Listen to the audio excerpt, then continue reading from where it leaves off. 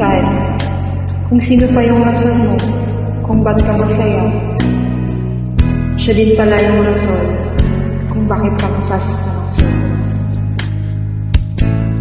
I can hide the pain that I feel and make other things that I can move on. But I can never deny the truth that the person who failed and hurt is still the person I wish to love. The next time I fall in love, I want someone who will make me feel what true love is. The best decision and not just another mistake. Dapat alam mo kung kailan ka dapat kumapit o bumitaw. Di naman kasi sa lahat ng minamahal, dapat ipaglaban. Dahil minsan, yung inakala mo masaya sa'yo,